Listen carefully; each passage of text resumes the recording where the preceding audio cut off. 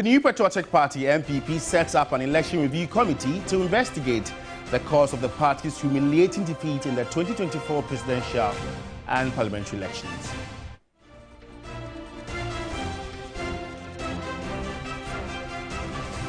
Finance Professor John Gachi warns President Akufo-Addo risks constitutional breach if a 2025 mini-budget is not put in place.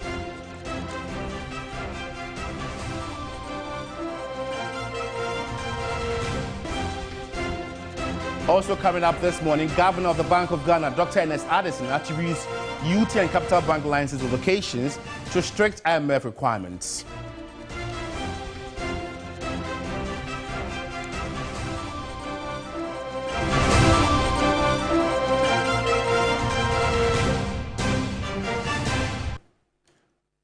Well, we have details of these and many more coming up shortly. Do stay with us. And also, you can also engage us live. Go to Facebook, TV3 Ghana. We are live there. And now let's begin from the camp of the MPP, because its leadership has announced plans to establish a committee to investigate the circumstances surrounding its defeat in the 2024 general elections. Just hundreds of thousands of Ghanaians who invested their hopes and dreams in this campaign.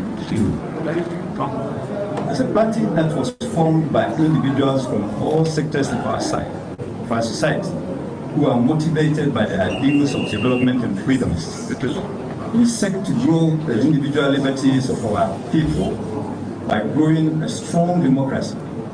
The party will, in the month of January 2025, set up an effective and objective election review committee to undertake a post-mortem into the outcome of the election. The committee will engage all party stakeholders and the general public on the factors and circumstances leading to our defeat. We have a firm belief that the work of the election review committee will enable our people to express their concerns and to bring out suggestions and reforms, changes, and other critical issues necessary to restructure our party. One critical area that must occupy the attention of the election review committee is the possible need for constitutional amendments and restructuring of the party's internal decision-making processes, particularly in the mode of electing presidential, parliamentary candidates, and party executives, among others. Away from politics, a professor of finance, John Gachi, has warned that President Akufo-Addo risks a serious constitutional breach without the presentation of approval of the mini-budget as 2024 draws to a close. He further notes that failing to present the budget before year-end would leave a troubling legacy.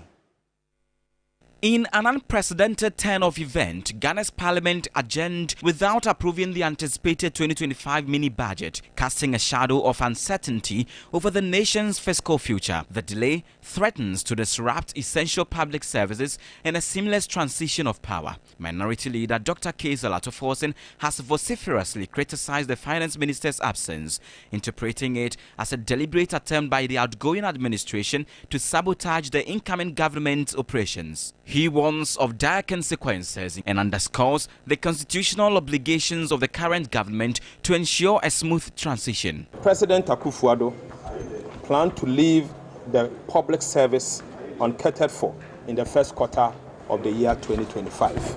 Majority Leader Alexander Fenyomakin countered by attributing the delay to the opposition's intransigence, accusing them of obstructing government business. The strategy of the NDC has been that in spite of all these procedures, they will not allow any paper to even be laid. Neither will they allow a report of a committee to even be tabled, debated, and all that. And for us, all they want to do is to bring chaos to the house. Although he assures the public that the finance minister will present the necessary expenditure authorization whenever Parliament reconvenes, the implications are rife. Mr. Speaker, I also want to convey to the Minister and His Excellency the President that the Constitution places an obligation on the President to present to this House before the year ends expenditure in advance of appropriation. Aside that, the PFM Act, the Public Financial Management Act, places a responsibility on the Finance Minister to act on behalf of the President to present the estimate before us. And there are severe penalties, including a jail term. Professor John Gachi explains implications of not passing the mini budget. How the government is going to put the running of the country in shape from 1st January to 6th January. The Controller and Accountant General is not permitted to make any payment. Other public institutions are not supposed to make any payment, are not supposed to spend. So that is the difficulty. Anybody who attempts to spend during that period is breaching the law. He adds the president risks leaving a troubling legacy. The legacy of that is very, very bad in terms of the governance of the country because this kind of action has very little effect on the new government, but has a huge effect on the outgoing government, especially for the from the 1st to 6th of January. With the current budget expiring on December 31st, 2024, the absence of an approved mini-budget portends a potential government shutdown. This scenario could lead to the suspension of essential public services and delays in public sector salaries, affecting Ghanaians. And our pressure is mounting on the next NDC administration to overhaul the Electoral Commission or maintain the status quo. Civil society group anchoring Democracy Advocacy Movement Ghana said the drastic waning public confidence in the commission may set a dangerous precedent for future elections. Executive Secretary Azubila Emmanuel Abdul Salam said it would not hesitate to petition the next government to remove the current leadership. The posture of the chairperson of the Electoral Commission and her deputies have been criticized by many. They have been accused of open bias and gross exhibition of incompetence in the discharge of their duties. Civil society group anchoring Democracy Advocacy Movement of Ghana is the latest organization to call the EC out. At a news conference in Accra, Executive Secretary of the CSO, Azubila Emmanuel Abdul Salam, argued that certain decisions taken by the Commission post the December 7 polls have eroded the image of the Commission. Our electoral chairperson, Madam Jean Mensah, and the current EC officials are more or less becoming a threat to Ghana's democracy. And as a civil society organization that anchors proper democratic principles, we have seen a very dangerous trend. The need to overhaul the Electoral Commission office to avoid chaos in future. Ghana's democracy is our bragging rights, as has indicated. If we fail as a nation to face the bull by the horn, we will wake up one day to hear that a president has come to also appoint his party national chairman or national chairperson as the electoral commissioner. We are therefore calling on Madam Jean Mensah and her deputies, who are killing public confidence in our electoral process, to voluntarily resign, or we will use legitimate means to get them out of this noble office in order to restore public confidence in the electoral body. He called on foreign missions in the country and international community, as well as Ghanaians in the diaspora, to take keen interest in the dispensation of Ghana's democracy. It is important for lovers of Ghana's democracy and all opinion leaders, both home and abroad, who have a voice, must condemn the biased attitude of the EC. The Electoral Commissioner and her team are so stooge to this government to the extent that they have no conscience or any regard for the very laws that mandated them to be operating. But former chairman of the National Development Planning Commission, Professor Stephen Adey, insists that deliberate removal of heads of state institutions, including the EC, should not be the norm. It will be disastrous, especially initially in his term, you will be consolidating a very bad practice which will not augur well for Ghana's future, whereby every president basically appoints a new electoral commissioner. Stanley Niblew, TV3 News, Accra. Well, if you're just tuned in, you are watching the morning news on TV3 with me, George Crane. In the morning news this morning, the Conference of Heads of Assisted Secondary School CHAS is demanding the immediate release of outstanding funds critical to the smooth operation of senior high schools across the country as they prepare to reopen for the 2025 academic year. A press statement signed by National Secretary of CHAS, Primos Barrow, noted all recurrent monies owed to schools remain unpaid. Arrears for perishable items are yet to be settled. Transportation costs for food items have not been released, while some schools have not received funds to cover essential utility bills. The statement further revealed that earlier correspondence as well as assurances given by the Minister of Education during a Zoom meeting on December 18, 2024 have failed to address their concerns. According to CHAS, unless these outstanding arrears are released to schools before the reopening date on January 3, 2025, it will advise against the resumption of the academic calendar. It added that without these resources, school heads will face immense challenges in providing quality education, maintaining infrastructure, and safeguarding students' welfare.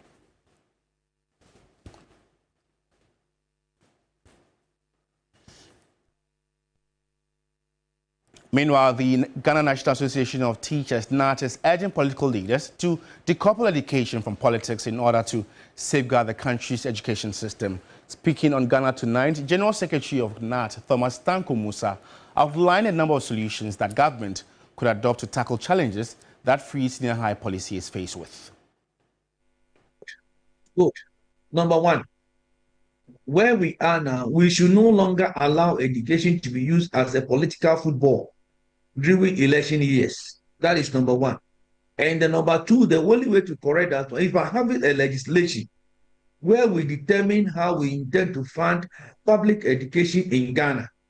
Now, some of the sources of getting the money, when we are all agree that we need to legislate on how to source for funding for basic education in Ghana, we can look at the issue of what they call VAT. Can we add 1% VAT, add 1% point of it to the current VAT that we are taking, so that that money that will come out of it, that money can go fund public basic education. The second thing we can also do is that you look at currently the property rate that we are collecting. There have been some kind of scenario that has been done that a lot can be generated there. So through the assembly, the money that will be generated, certain percentage will have to be paid towards basic education. The other thing, the third thing we want to recommend is the oil money, the oil we are getting. Look, we cannot, we always, even though we say the ABF, the annual budgetary allocation fund, where a certain percentage is allowed for the oil money to be used to fund the budget, it must be specific. That particular money should be directed and must be specific, that must go into education, or certain percentage of it must go to fund basic education. The other one too that we can do is that development partners, our development partners, all of them can contribute to basic education, fund as one of the sources of funding basic education in Ghana.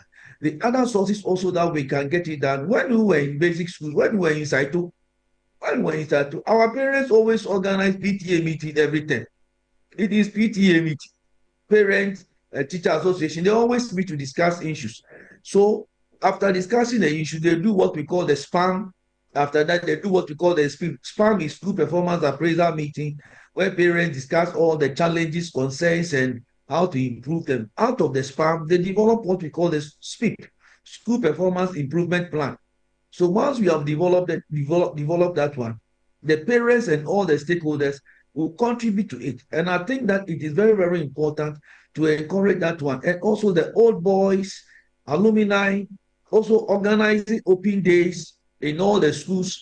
All these things can go to ensure that we have serious funding and we have good and regular source of funding for basic education in Ghana. And I think when we do that, WAEC will not come and tell us that we are owing, and because of that, our results will not be released. School feeding, those who feed our children will not come and tell us that we don't have money, so the children cannot be fed, or they are going on strike. That will not happen. We can have regular supplies, schools under trees, and everything will be eliminated. Money is needed to to provide some kind of allowances. Those things will be done. Until we do that one, I tell you, sustaining the kind of free education we are talking about will always elude us. We will only have it on paper. While in practical terms, only the rich can have quality education, but the poor cannot have it. And we think that is not the way to go. And now the Bank of Ghana says the revocation of the licenses of UT Bank and Capital Bank in 2017 was in line with strict reforms recommended by the International Monetary Fund, IMF. Governor Dr. Ernest Addison reiterated that the measures were necessary to address challenges in the banking sector, which he inherited upon assuming office. He made the remarks at this year's Governor's Day dinner organized by the Chartered Institute of Bankers in Accra. When this outgoing government took over and try to bring the IMF program back on track, there are a few requirements which the IMF calls the prior actions. You have to do this, you have to do that, you have to do this. Otherwise, you're not even going to organize a board meeting to discuss Ghana and, disburse, any funds to you. And guess what? One of the prior actions was to resolve UT and Capital Bank. The Ghanaians had never, or they hadn't seen that in a long period of time. So, obviously, people were shocked when the licenses of those two banks were, pulled. I remember the bankers' dinner that year, because there were quite a few other banks who were also sort of borderline cases. You could hear a pin drop in the room and the tension.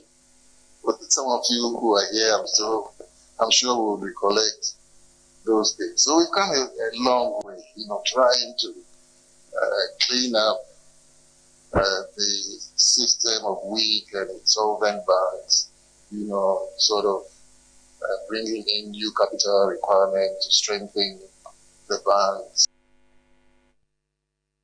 Well, let's know what you make of stories that have been aired so far. Go on to Facebook, we are live, TV3 Ghana. Engage us with your comments and reservations, and we'll surely read them and share them to the rest of the world.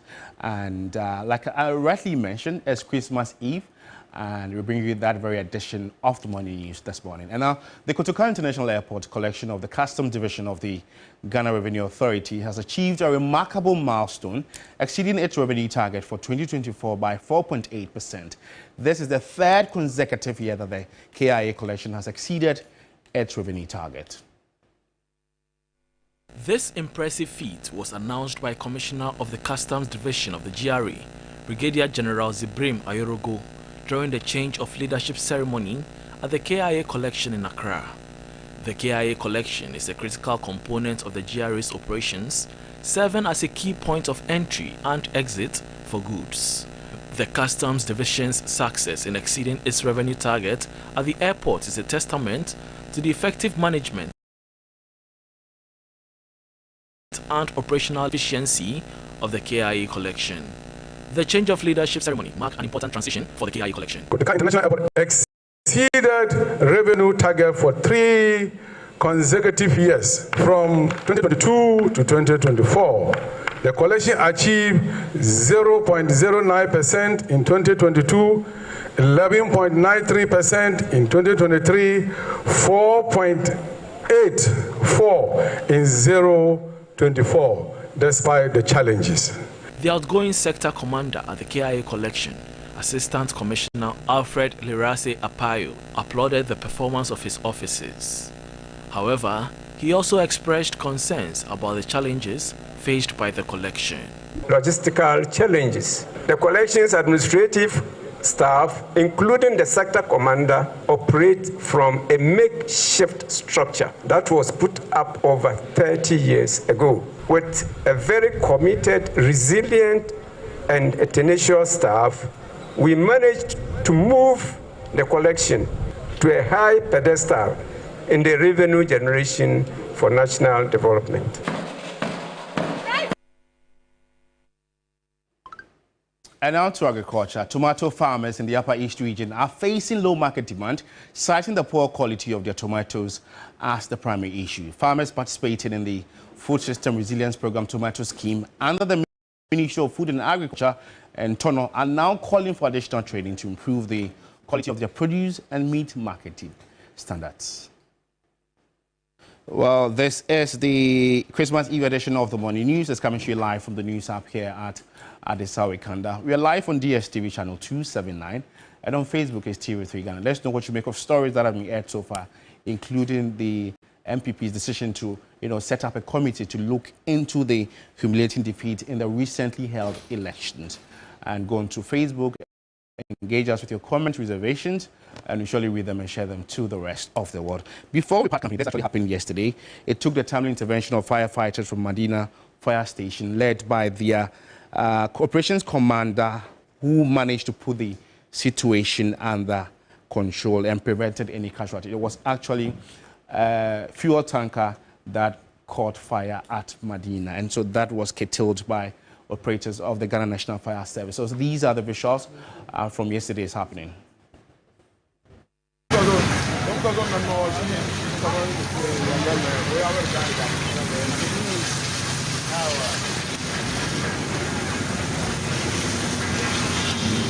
So the fire started from the engine compartment. This is a gas tanker. It's currently carrying the load. We still have fuel intact in the gas tanker. And that is what got this Adenta HD. So currently the fire is under control, but we are doing cooling. Well, we'll surely follow up on this and bring you the cause of the inferno in our subsequent bulletins. On that note, we end the morning news. For news updates, you'd want to log on to our website. It's 3news.com. It's Christmas Eve. It's safe to wish you Merry Christmas in advance. Wishing you the very best. May all your days be marked with great tidings and many more. Thanks for watching. It's always a pleasure coming your way. Good morning.